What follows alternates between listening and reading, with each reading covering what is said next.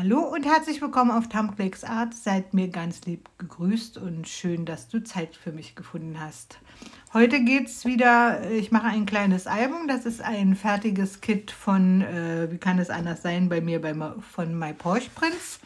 Ich hatte ja im Juni schon sowas Ähnliches gemacht, in Form eines Fotoapparates. Jetzt habe ich alles ausgedruckt, werde das dann ausschneiden und dann fertig machen. Die Rückseiten, gerade hier von dem ersten Blatt, die Rückseiten, die bleiben ja so, die werde ich nicht hinterseitig bedrucken, die werde ich distressen und bestempeln. Das sind die Innenseiten, vielmehr die Innentaschen. Das ist nur ein Blatt, okay.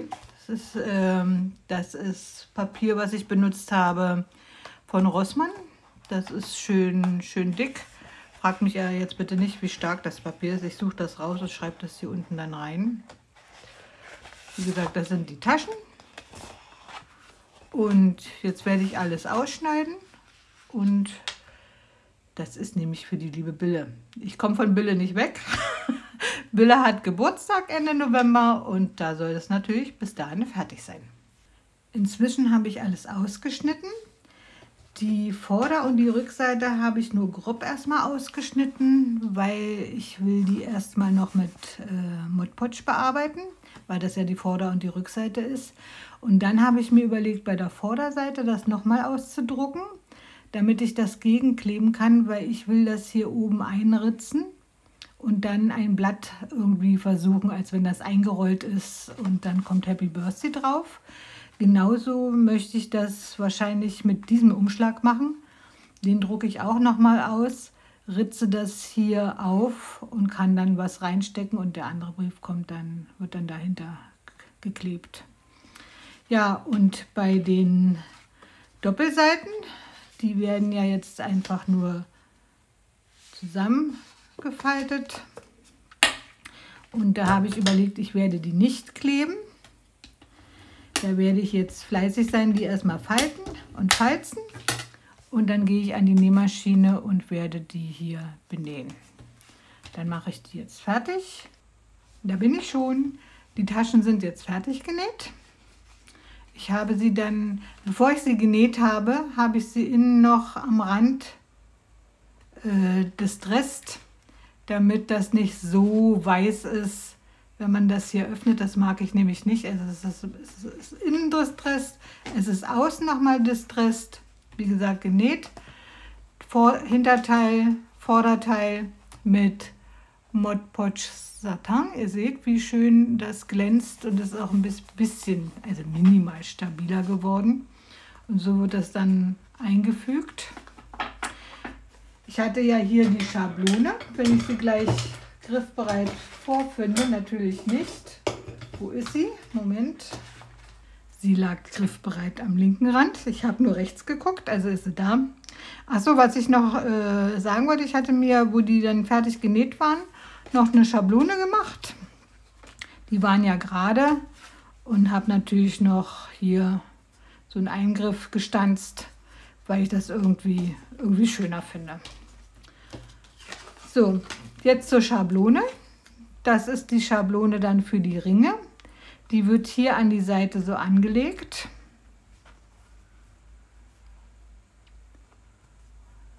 Dass es hier bündig ist und hier unten bündig.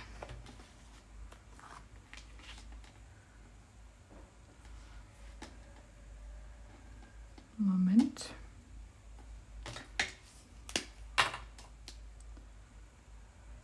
Bleistift hat hier keinen Sinn. Es ist ja mit Mod Podge und dann ist es ja auch ein dunkles Blatt. Und dann mache ich jetzt überall meine Kreise. So, hier sind meine Löcherchen schon drin. Und jetzt überlege ich nur, wenn ich das aufmache, ob die Seite zuerst sein soll oder die farbliche. Dass das praktisch dann immer so ist, weiß ich noch nicht, welche ich mache. Oder so rum. Ich werde wahrscheinlich das so rum machen.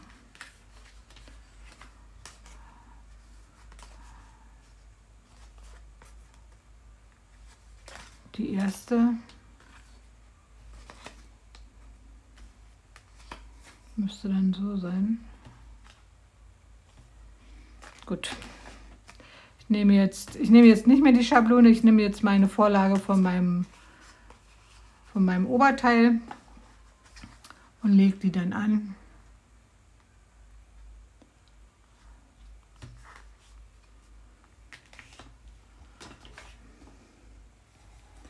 Und wie gesagt, werde jetzt meine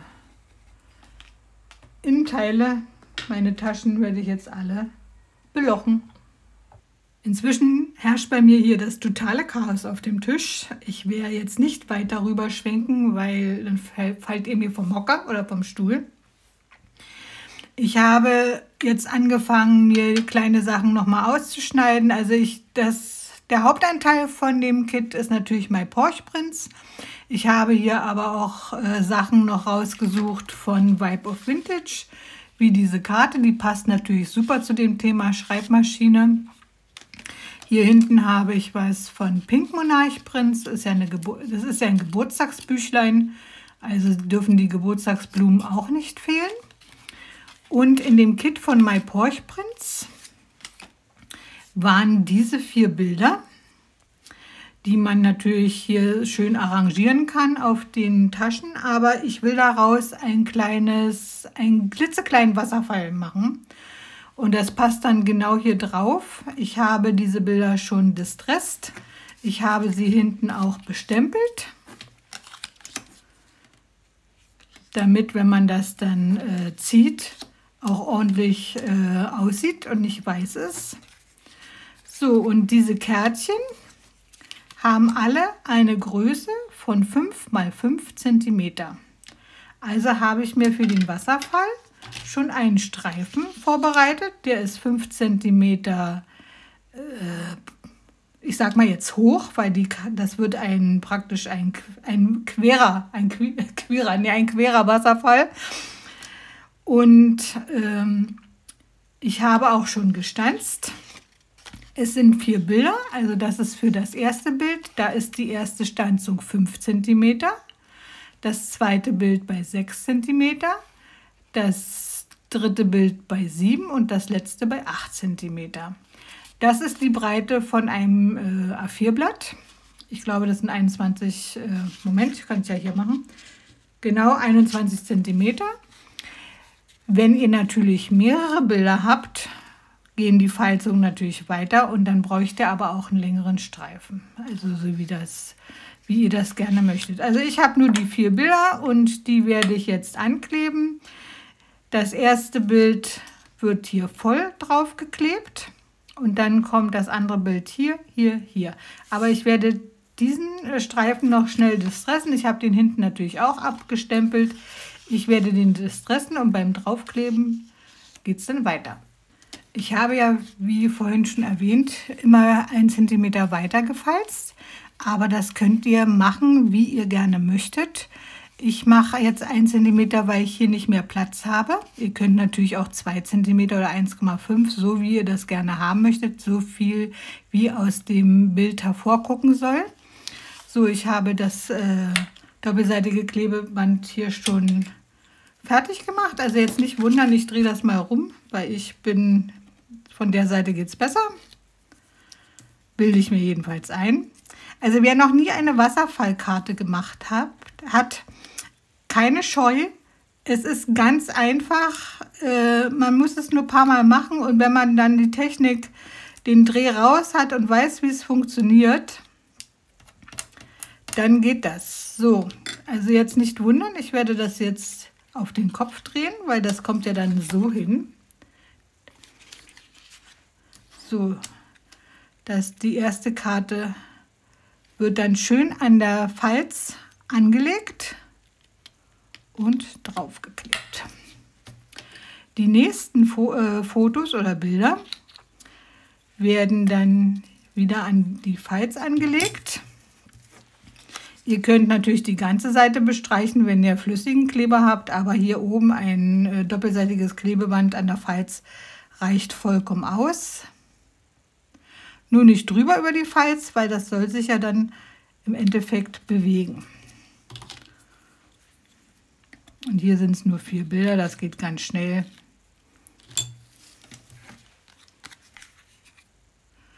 Und wenn ihr, wie gesagt, mehrere Bilder habt, ich habe bei manchen Videos geguckt, ja, das muss so und so viel Zentimeter sein und so viel Zentimeter sein. Ich mache das immer Pi mal Daumen, ich mache dann immer mehr. Und wenn es zu kurz ist, wird es eben angestückelt. Jetzt habe ich nicht aufgepasst. Moment, kriege ich das noch ab? Das ist, wenn man quatscht beim Arbeiten. Aber es ist mir noch aufgefallen. So, und dann zum Schluss jetzt die Schreibmaschine. Und weil ich ja nur 1 Zentimeter gemacht habe, guckt immer so ein Stückchen raus. So, das wird jetzt umgefaltet. Das will ich jetzt hier drauf haben.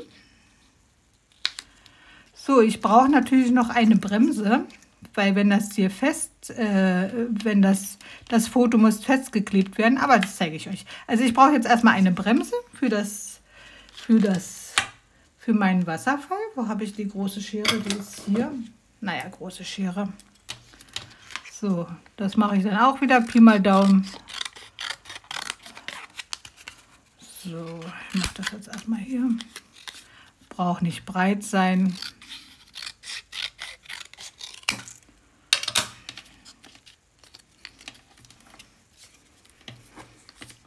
So, jetzt gucke ich mal hier.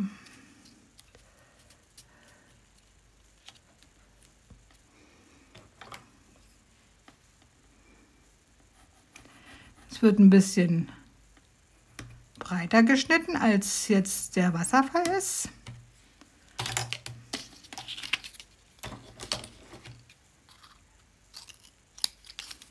Machen wir hier vielleicht doch noch ein bisschen länger, viel mehr breiter. So, das stresse ich jetzt erstmal, aber das sieht mir noch nicht, sieht gerade ein bisschen ungerade aus. Ja, so sieht es besser aus. Das werde ich jetzt distressen. Das ist übrigens diese schöne stabile Pappe von einer Torte. Man hebt ja man hebt ja alles auf. Ich wollte jetzt nicht gerade ein unschönes Wort sagen. So, das ist jetzt praktisch, ich sag mal, meine Bremse.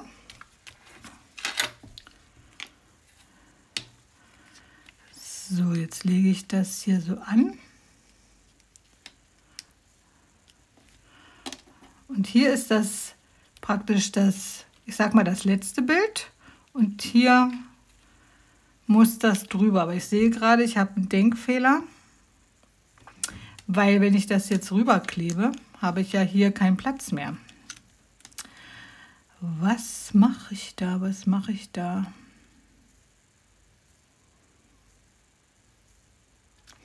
Ich werde das einfach umfalzen. So machen wir das dann so. Und klebe das. Lass mir hier noch ein Mühchen Spielraum.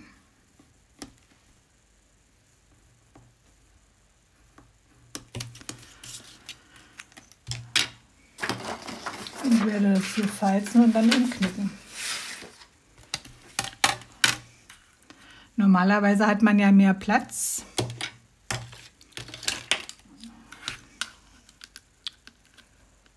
So.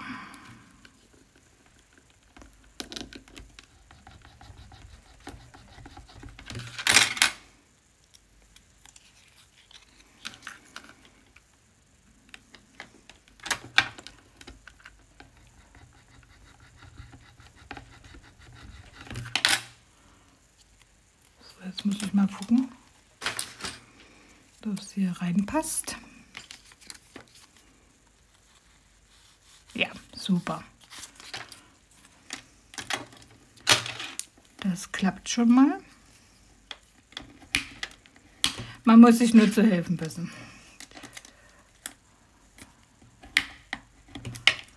hier nochmal die Kanten des Dressen.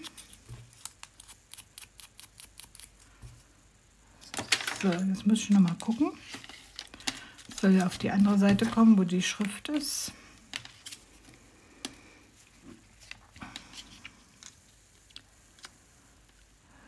So. Also wie gesagt, das letzte Bild muss ich hier drauf fixieren, damit ich den Wasserfall dann auch ziehen kann. Also ich werde das jetzt einmal hier rüber schieben.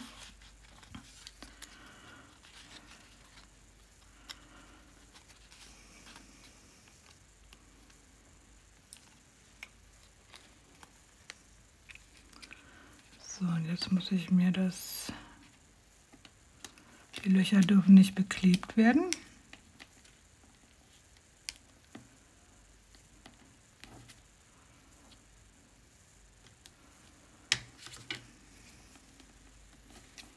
Jetzt muss ich mir hier so eine kleine Hilfslinie machen, wo ich das dran klebe.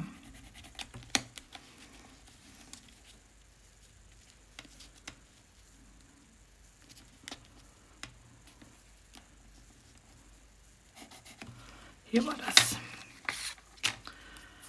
So.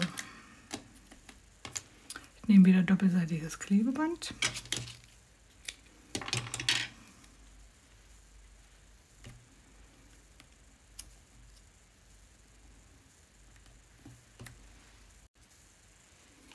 So, ich habe mir das jetzt auch gekürzt, dass das nur bei dem so breit ist wie das doppelseitige Klebeband.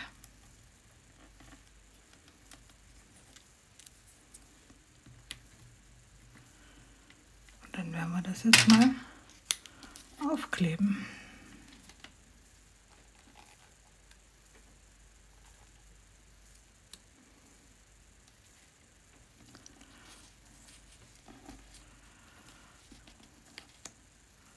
Ich habe das jetzt doch höher gemacht. Das wird dann über das Löchlein sein, aber das macht nichts. So, jetzt schiebe ich das hier schön rein. Perfekt.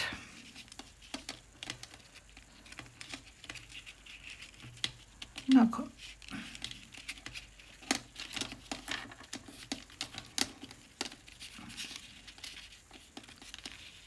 So.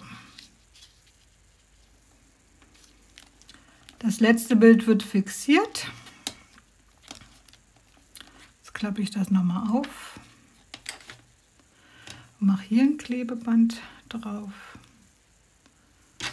Oder sogar zwei. Ich mache das am besten hier.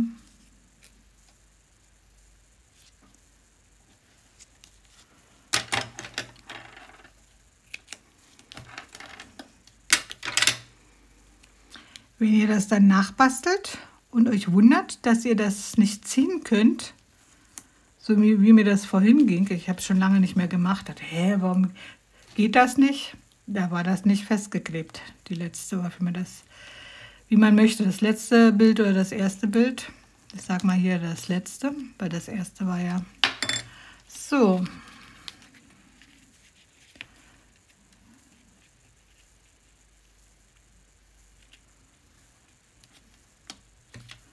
So, und wenn ich das jetzt hier rausziehe, geht der Wasserfall.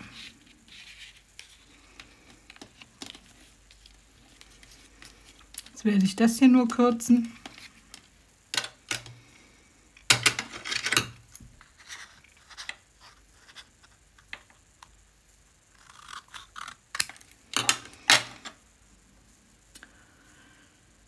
Mein Eckenumrunder, wo ist er?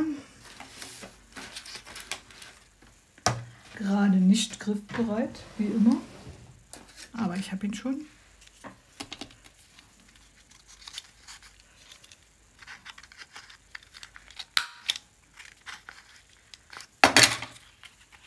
Kannst ja noch mehr ausziehen. So.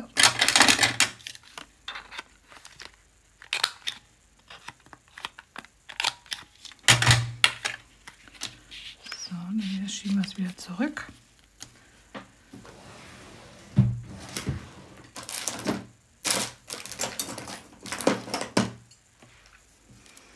Dann habe ich hier noch diese Zange. Und dann kommt noch ein Bändchen dran. Das ist einfach Pi mal Daumen mittig.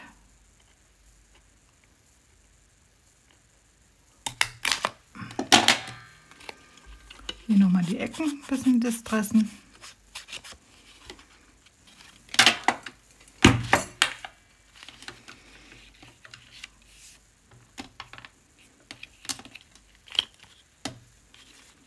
Und dann wieder zurückschieben. Und fertig ist der kleine Wasserfall.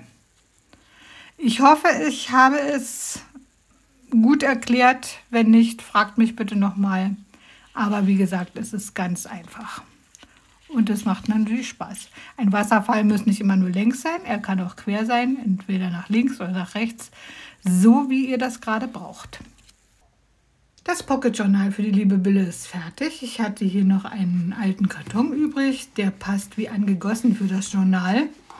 Den hatte ich dann beklebt. Und dann schauen wir doch mal in die Kiste rein. Da ist das Pocket Journal. Hier drin habe ich das auch nochmal beklebt. Ein bisschen dick geworden. Aber ihr kennt mich ja, ich muss dann immer noch was reinpacken und reinkleben und noch was reinpacken. Da die liebe Bille lieber deutsche Texte und Wörter im Journal hat als englische, habe ich mir ein paar Sätze ausgedacht, habe mir eine kostenlose Schriftart in Form einer Schreibmaschine runtergeladen. Die verlinke ich euch natürlich sehr gerne in der Infobox. Und darum steht hier gleich als erstes: Menno die Taste klemmt.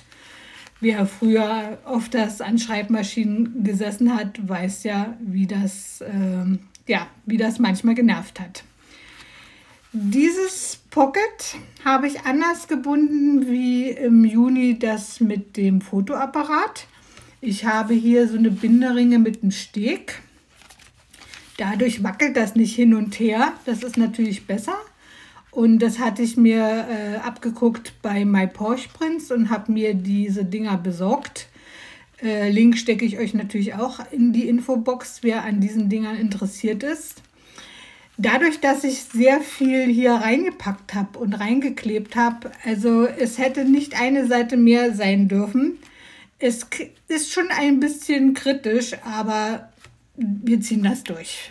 Ich habe die alle reinbekommen und so sieht es dann aus auf der ersten Seite. Hier habe ich einen Tag drin, den reingepackt.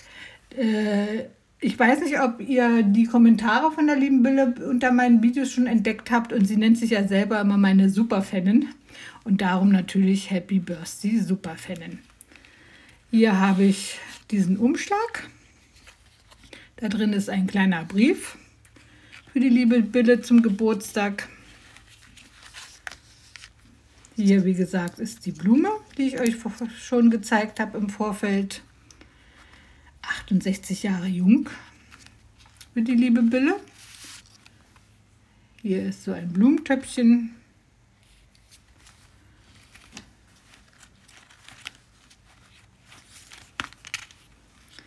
Das sind die lustigen Sekretärinnen von früher. Hier habe ich ein Kreuzworträtsel für sie reingepackt, was sie bei Lust und Laune dann ausfüllen kann. Hier ist der Wasserfall. Seht ihr, es dürfte kein Blatt mehr sein. Hier ist der Wasserfall. Ich habe das nochmal geändert, und zwar habe ich dieses Foto ausgetauscht, weil das passt natürlich besser. Und hier ist das Bändchen. Ich ziehe das so raus und kann das hier wieder reinschieben. Hier sind 3, ich sag mal, sagt man Kladden, 3 Blätter, die ich noch bearbeitet habe, bestempelt habe, hinten mit Linien versehen, die sie ausfüllen kann, wenn sie lustig ist, wenn sie das mag.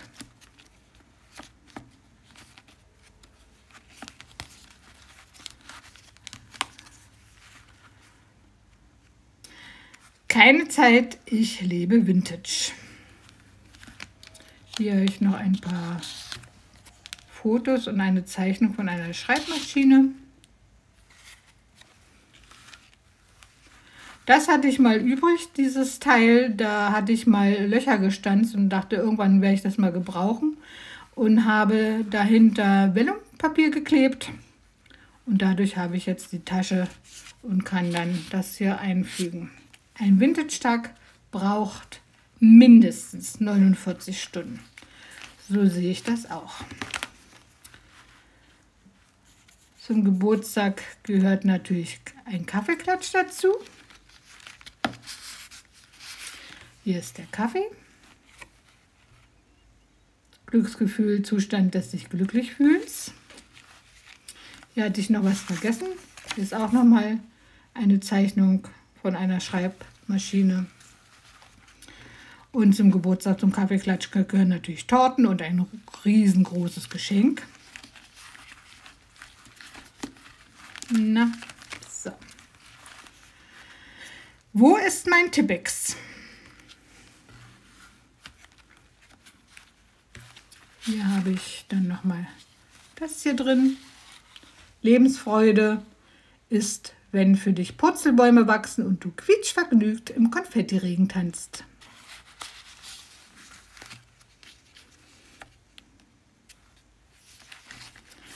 Ich habe versucht, alles zum Thema Schreibmaschine rauszusuchen. I love Vintage.